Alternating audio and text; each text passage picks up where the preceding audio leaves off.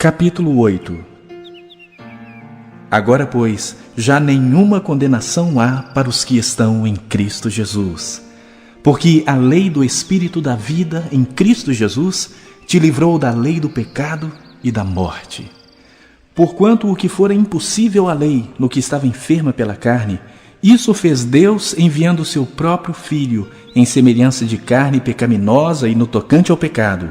E, com efeito, condenou Deus na carne o pecado, a fim de que o preceito da lei se cumprisse em nós, que não andamos segundo a carne, mas segundo o Espírito. Porque os que se inclinam para a carne cogitam das coisas da carne, mas os que se inclinam para o Espírito, das coisas do Espírito. Porque o pendor da carne dá para a morte, mas o do Espírito para a vida e paz.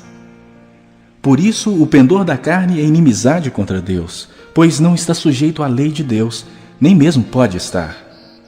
Portanto, os que estão na carne não podem agradar a Deus. Vós, porém, não estáis na carne, mas no Espírito, se de fato o Espírito de Deus habita em vós. E se alguém não tem o Espírito de Cristo, esse tal não é dele.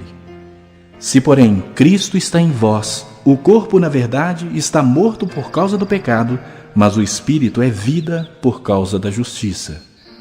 Se habita em vós o Espírito daquele que ressuscitou a Jesus dentre os mortos, esse mesmo que ressuscitou a Cristo Jesus dentre os mortos, vivificará também o vosso corpo mortal, por meio do seu Espírito que em vós habita. Assim, pois, irmãos, somos devedores não à carne, como se constrangidos a viver segundo a carne. Porque se viverdes segundo a carne, caminhais para a morte. Mas se pelo Espírito mortificardes os feitos do corpo, certamente vivereis. Pois todos os que são guiados pelo Espírito de Deus são filhos de Deus. Porque não recebestes o espírito de escravidão para viverdes outra vez atemorizados, mas recebestes o Espírito de adoção, baseados no qual clamamos: Abba, Pai. O próprio Espírito testifica com o nosso espírito que somos filhos de Deus. Ora, se somos filhos, somos também herdeiros, herdeiros de Deus e co-herdeiros com Cristo. Se com Ele sofremos, também com Ele seremos glorificados. Porque para mim tenho por certo que os sofrimentos do tempo presente não podem ser comparados com a glória a ser revelada em nós. A ardente expectativa da criação aguarda a revelação dos filhos de Deus. Pois a criação está sujeita à vaidade não voluntariamente, mas por causa daquele que a sujeitou, na esperança de que a própria criação será redimida do cativeiro da corrupção para a liberdade da glória dos filhos de Deus. Porque sabemos que toda a criação, a um só tempo, geme e suporta angústias até agora. E não somente ela, mas também nós, que temos as primícias do Espírito, igualmente gememos em nosso íntimo, aguardando a adoção de filhos, a redenção do nosso corpo. Porque na esperança fomos salvos. Ora, esperança que se vê não é esperança, pois o que alguém vê, como espera?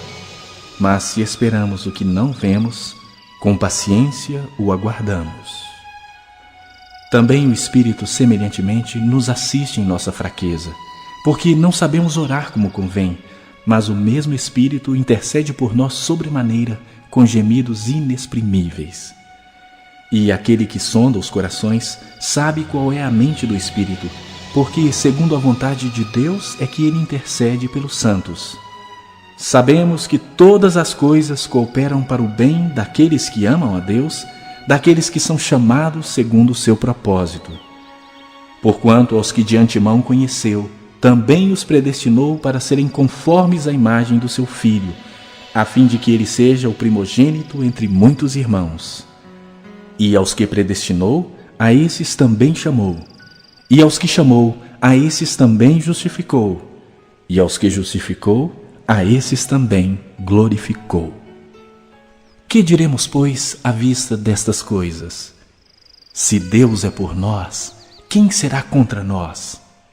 Aquele que não poupou o seu próprio Filho, antes por todos nós o entregou, porventura não nos dará graciosamente com ele todas as coisas?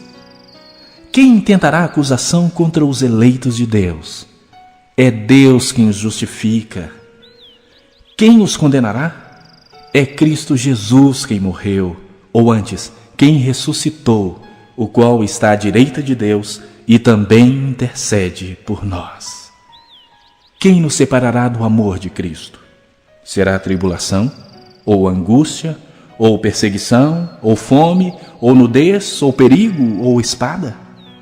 Como está escrito: por amor de ti somos entregues à morte o dia todo. Fomos considerados como ovelhas para o matadouro. Em todas estas coisas, porém, somos mais que vencedores por meio daquele que nos amou.